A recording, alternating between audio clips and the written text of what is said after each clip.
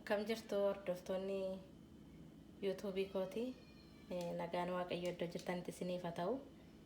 Har'a immoo bargariin akka inni itti hojjetamu isiniif qabadhee dhiyaadhee bargarii hojjechuuf immoo maal faatu nu barbaachisaa isa jedhuu fi kunooti kuni shunkurtii diimaadha. Kun immoo hanqaaquu keessa isaa duwwaadha, isa bishaan isaatii irraa dhangala'ee jechuudha.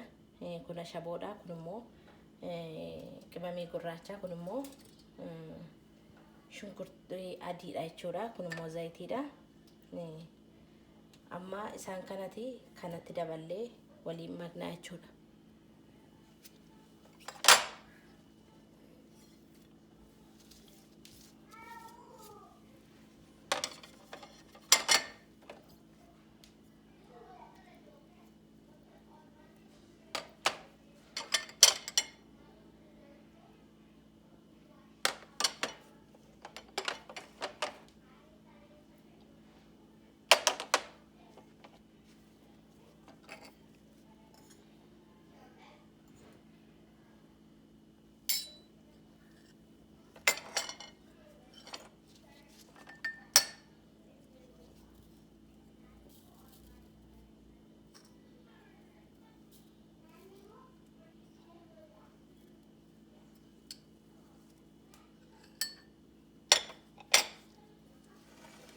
Kan kanaan dumaatti godhadhee booddee kana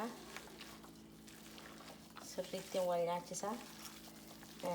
Harka keessan dhiqattanii harka keessaniin isin gochuu dandeessu. Ani garuu gilaabii fayyadameen jira.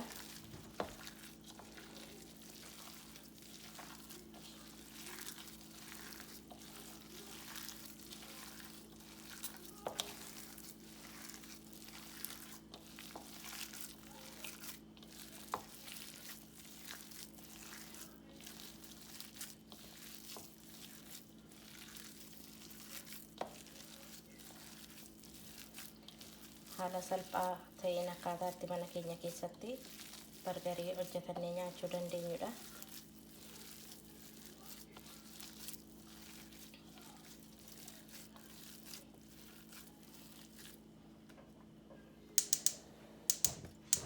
Isa booddee kanan ibidda koon nan qabsiifadha jechuudha.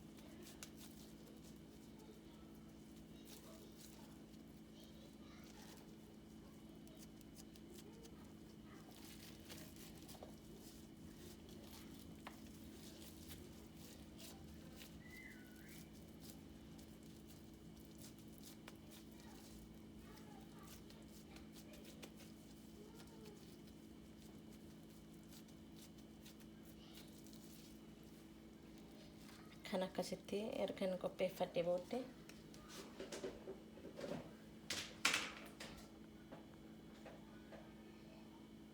chiizii xinnoo ishee kanarraan buusaa jechuudha.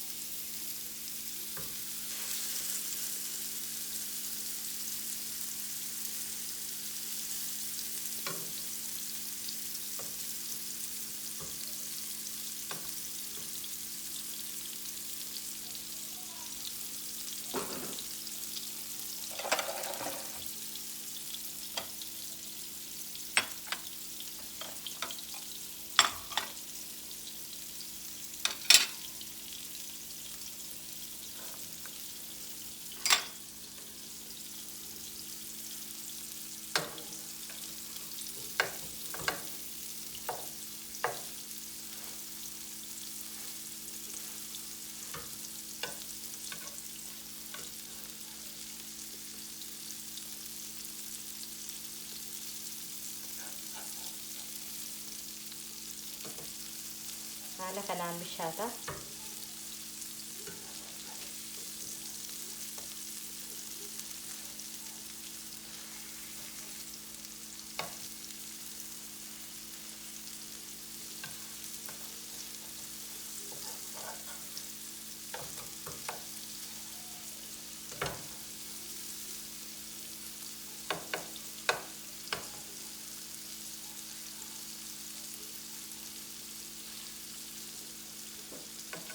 Haala kanaan amma inni nu bishaatutti immoo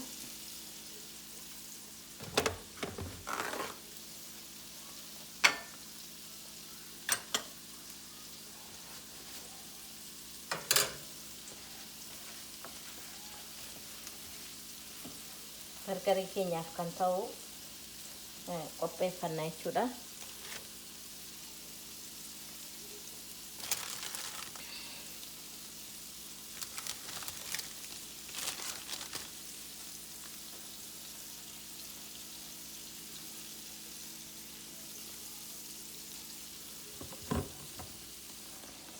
Kunuun keechaappii nu barbaachisa.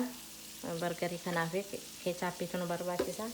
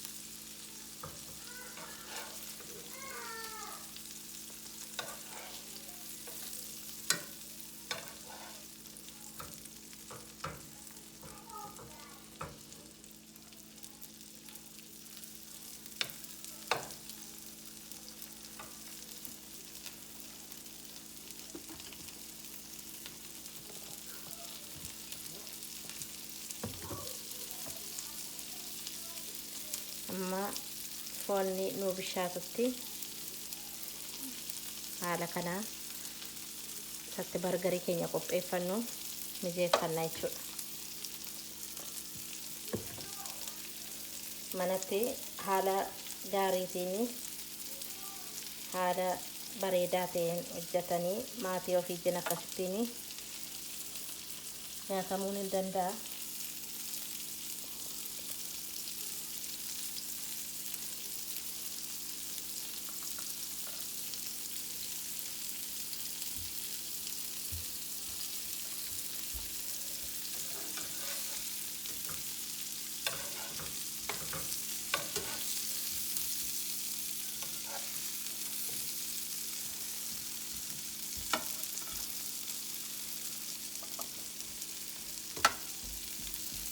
Booddee bargarii keenya kanarraa chiiziin keenya xinnoo ishee akka nu yaa'uu fi irra kaawwannaa jechuudha.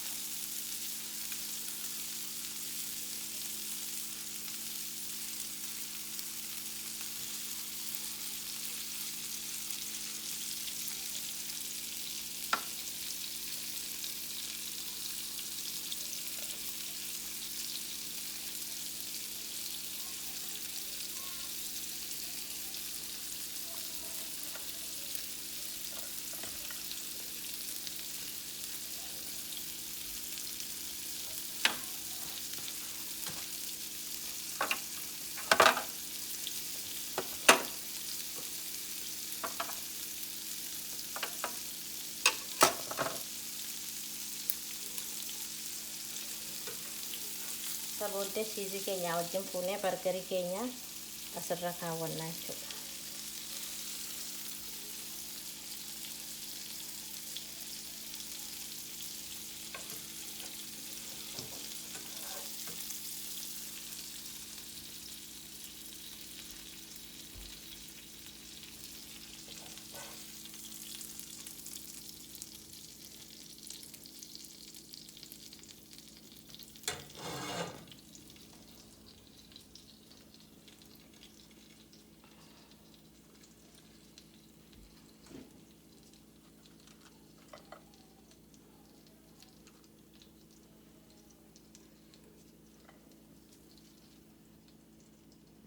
shunkurtii keenya haala kanaan kukkutannee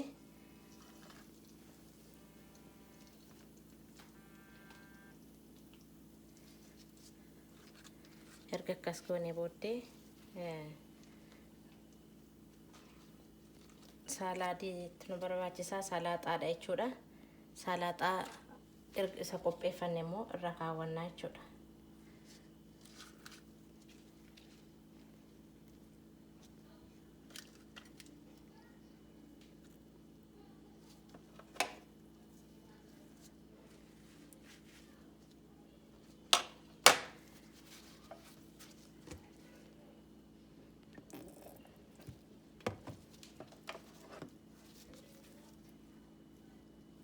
Sabooddee keechaappii keenya ammas irra deebinee dibnee kana bargarii keenya isa kanaaf keenya